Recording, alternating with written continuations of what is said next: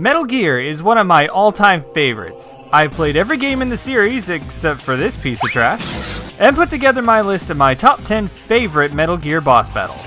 Like any top 10, this is a personal list for my own reasons, but if you're interested in sharing yours below, then let me know. I enjoy hearing people's takes on things. So with that in mind, no more keeping you waiting, here's my list. The death of the boss was the event that shaped the series into what it is. She's such a great character that it was hard to watch her go, but I don't know how to feel about Peace Walker. So the boss's personality was remade and added to a nuke shooting battle bot. A bit weird, but this is one of the most interesting mech battles in the series. The countdown to nuclear launch has started, and it's our job to save the world. The idea of stopping Metal Gear before it fires the nuke has always been prevented well in advance, but this time they're actually ready to use it, with an actual timer ticking on screen. Failure to stop the clock means game over, and she's not just gonna sit there and let you stop her launch. In fact, Peace Walker is way better equipped than most of the boss battles in this series. Instead of the typical rocket launcher or machine gun attack, she's got drill missiles, EM shields, dive bombs, ram attacks, a super jump, freeze ray, and it's supposed to be a girl robot, right? So why did they give it a flamethrower? You know what? I don't want to know. The Sorrow. Depending on your playstyle, this might not have been anything interesting and could have been over in a flash, but that's what makes it stand out to me. Your choices. The choice to use a tranq gun or a real one, to knock someone out or take their life. The results of all of these choices are judged and punished accordingly in the River of Sorrow. Now for me, even during my earliest playthrough, this wasn't too bad. I had kept my kills to a minimum and it was over in a couple minutes. My friend, on the other hand, had a completely different experience from me because he wasn't so lenient on people, and had slaughtered every patrolman, animal, and reinforcement called. Being attacked and jump scared for all the horrors he had done to these people for what had to be close to an hour. It's these things that make this fight so different from many of the others. It makes you feel like all of your choices have consequences, something they haven't done very often in these games. And honestly, that's why I like it. He might be called the Sorrow, but honestly, he just makes me happy. Stephen Armstrong. Politicians with their own agenda are a dime a dozen, in both video games and in real life. But none are as over-the-top, entertaining, or straight-up American as this Colorado senator. The final boss of Metal Gear Rising has twice the health of any other character, and his nanomachine son make him a nearly indestructible juggernaut. Strike hard and be light on your feet to dodge his fiery attacks. And be quick on the blade mode strikes when he starts throwing chunks of the wrecked Metal Gear at you, as those are probably going to kill you in a single shot. As you wear him down and Armstrong loses himself in his own testosterone-fueled insanity, you can use your Zandatsu to reach the heart of the problem and really help the big guy get some stuff off his chest.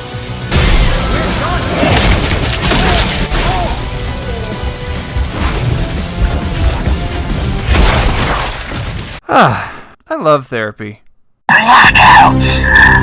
Oh, I'm gonna catch it so much for this one, but Psycho Mantis.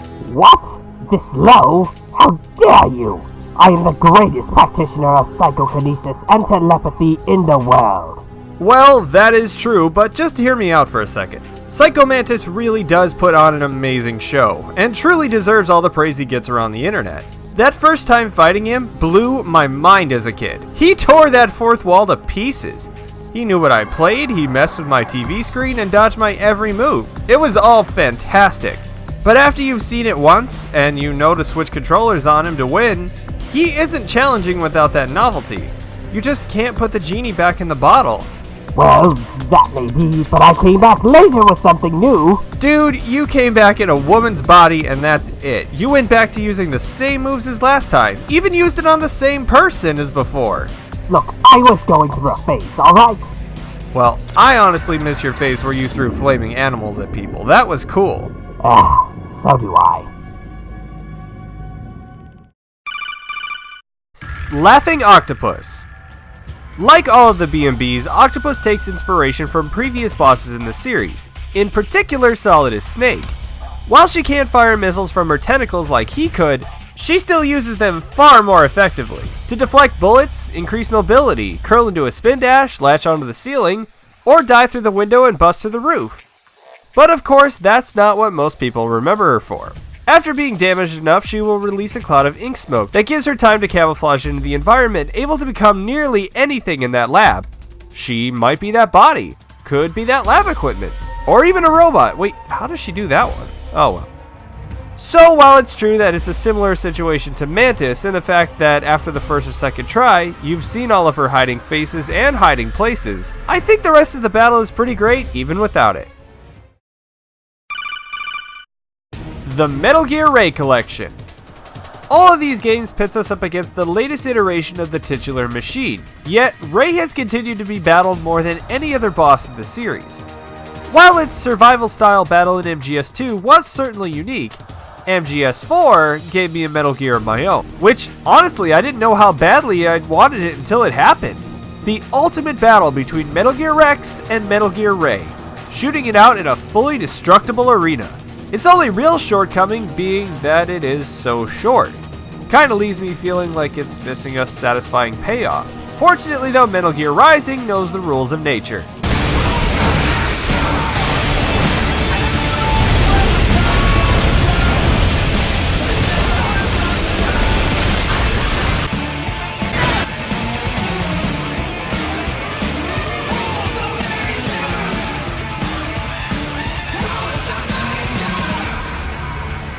It's like one of my Japanese animes.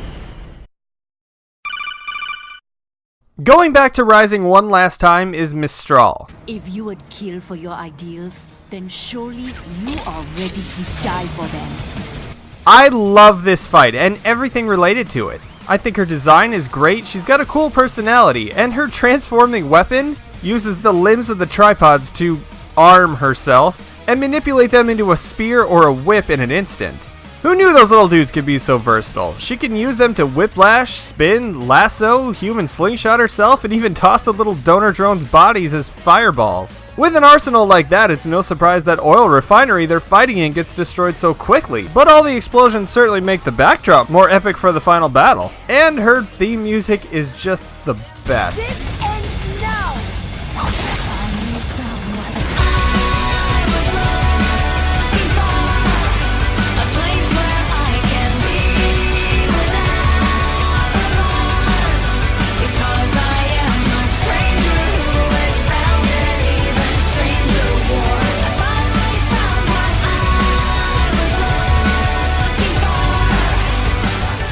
For having nearly everything that I love in a battle and ending things in such an over-the-top fashion, Mistral certainly earns her spot as my favorite boss battle in Metal Gear Rising. And hey, now they can call her the Cold Wind of France for 2 reasons now.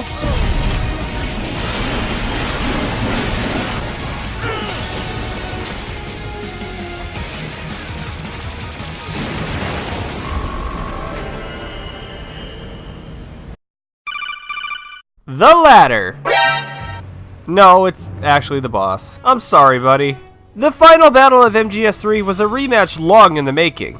Every encounter with the boss so far has left you on the ground with a couple broken ribs, and if you're not careful, this won't be any different. This battle is essentially a doppelganger fight, reminiscent of something like Darklink or Ditto. She fights just like Snake does. She won't call for any reinforcements or use any supernatural powers. It is a battle with skills that you both have, testing your mastery of what she taught you at the beginning of the game. It's not necessarily a difficult battle, but it is certainly an emotional one. In fact, this might be the only battle in the series that I actually don't want to do. The boss was Snake's mentor, the one who taught him everything he knows, the one who effectively made him the soldier he is today. But if he's going to complete his mission and prevent nuclear war between the United States and Russia, he has to make a choice. A choice that I feel he can't make. And that's why it's up to the player to make the choice for him. There's only room for one boss and one snake.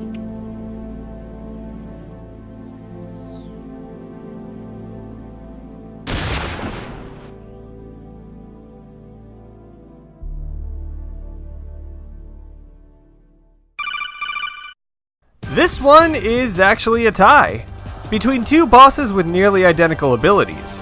Quiet and The End.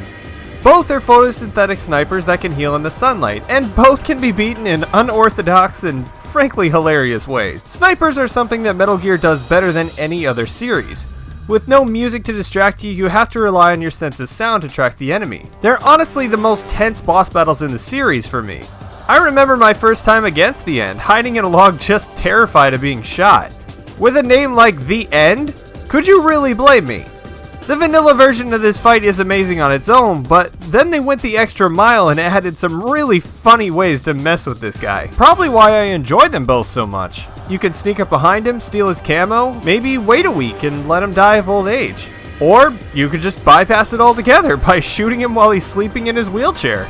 It's honestly pretty great, but he's not really what I call a threat with that tranq gun. So let's move on to Quiet, the End's faster, deadlier, and much better to look at alternative. She's able to turn invisible and sprint insanely fast, going from one part of the arena to another in the blink of an eye. Her, outfit, or, lack thereof, actually blends in really well with the ruins and the cliff sides. And she's honestly pretty challenging, especially for the first boss. But if you want to say it's too easy, then go up against her Sniper Wolf version where you die in a single shot. I want to live, so I'm just gonna stay behind this wall here and let my box take care of things. Poor fools won't know what hit them. Take care of the box, and it'll take care of you. When you're ending something as great as Metal Gear Solid, you have to make sure that you end with a big BANG! I couldn't have put it better myself. Show me what you've got, Snake! For me, Liquid Ocelot was the perfect end to the franchise. I've talked about how much build-up means to me, and this one was built up more than any other, and it definitely delivered. The final battle against Liquid is split into 4 parts for each Metal Gear Solid game, where the music, health bars, and even how Liquid fights change to represent each game as you quite literally beat the Ocelot back into him. While it is a callback to their first battle, as the two are battling atop another Metal Gear with no weapons other than their fists, we are still reminded of just how far the characters and even we as players have come. Snake and Liquid aren't pulling any punches this fight. It's a brutal display of both of their CQC skills, as Liquid Ocelot only improves upon it as the battle continues. With each new version of himself, he keeps fighting less and less like Liquid and begins to fight more as Ocelot, becoming more dangerous and CQC combo savvy instead of relying on the football tackles and falcon punches. Playing through this for the first time as a huge Ocelot fan, I was really excited to see he was slowly coming back. After finding out everything from Eva in Chapter 3, I really wanted to save him, even though I didn't think it was going to be possible. It added even more of a stake to a fight that I was already fully invested in. Metal Gear has had a long road with a lot of games, but this is where it ends. I know the series continued on into Phantom Pain, but for me, this will always be the crown jewel of the series. It wrapped up Metal Gear's legacy in a cinematic, emotional, and completely amazing way. I started this series fighting Ocelot as a teenager, and now I've finished the series fighting him as an old man. A very, very buff old man. And that is why Liquid Ocelot is my all-time favorite boss battle from the Metal Gear Solid series. Hey guys, thank you all for watching. It really does mean the world to me. If you enjoyed what you saw and would like to see more, please click those like and subscribe buttons and maybe share this with your friends. And until then, everyone, just remember... You're pretty good.